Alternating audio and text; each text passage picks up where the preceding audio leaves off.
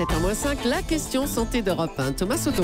Mal aux doigts, mal aux articulations, mal aux genoux, mal au dos. Attention, c'est peut-être l'arthrose qui vous guette. Docteur Kierzek, bonjour. Bonjour Thomas. L'arthrose, c'est un problème qui touche beaucoup de gens. Et plus on vieillit, plus on est touché ou susceptible d'être touché par l'arthrose. L'arthrose, c'est effectivement une maladie dégénérative. Donc plus on vieillit, et juste un chiffre, moins de 3% de la population est moins de 45 ans. Et ce chiffre monte à plus de 65% chez les plus de 65 ans. Donc plus on vieillit, plus le cartilage va se détruire, puisque c'est une maladie articulaire de destruction de ce cartilage. C'est ça l'arthrose, c'est les articulations qui partent en vrille. La définition, c'est la destruction du cartilage des articulations et donc du coup des douleurs qui vont apparaître et une difficulté dans le mouvement articulaire. Alors qu'est-ce qu'on fait pour soigner ou guérir cette arthrose ? Est-ce qu'on sait guérir l'arthrose ? Alors on ne sait pas guérir l'arthrose, déjà on ne connaît pas précisément la cause. On sait que des contraintes mécaniques, notamment le surpoids ou des mouvements répétés, vont fragiliser, abîmer le cartilage. On le comprend assez bien sur le plan anatomique et mécanique. Le coiffeur ou la coiffeuse qui fait toujours le même mouvement avec le coude peut avoir de l'arthrose dans le coude, par exemple ? Peut avoir de l'arthrose ou alors des traumatismes ou des traumatismes répétés ou une fracture peut,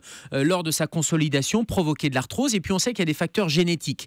Mais tous ces facteurs-là font que la cause très précise n'est pas connue et ces facteurs génétiques en particulier ne sont pas précisément identifiés. Donc le traitement n'est que symptomatique. On va pouvoir soulager les symptômes et notamment les poussées, puisqu'on sait qu'il y a des poussées arthrosiques et le traitement est symptomatique avec la mise au repos de l'articulation par exemple et des traitements à base d'antalgiques ou à base d'anti-inflammatoires. Mais l'évolution de la maladie est beaucoup plus difficile à retarder. Alors certains patients sont en colère parce qu'ils viennent d'apprendre que 5 médicaments censés lutter contre l'arthrose ne seront plus remboursés. Pourquoi ?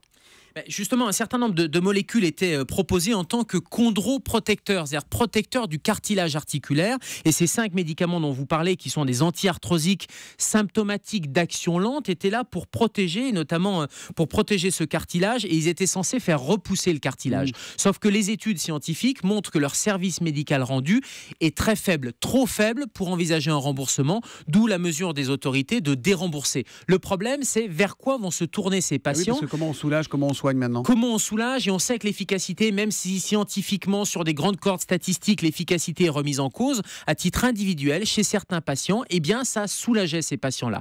Et toute la question serait quel va être l'impact, notamment de ces patients qui vont se tourner vers d'autres molécules, vers d'autres médicaments, les anti-inflammatoires non stéroïdiens par exemple. Et on sait que ces anti-inflammatoires ont des effets secondaires beaucoup plus importants que ces anti-arthrosiques d'action lente. Donc c'est une étude d'impact que ces patients requièrent et que les médecins qui les suivent et notamment les rhumatologues demandent. Parce qu'évidemment, chaque patient réagit à sa façon au traitement. Il faut donc en parler, c'est important, avec son médecin, le médecin qui vous suit. Il est la nuit aux urgences et tous les matins à 7h-5 sur Europe 1 pour la question santé d'Europe 1. C'est le docteur Kierzek. À demain, Gérald. À demain, Thomas. Bonne journée. Europe 1, 6h58.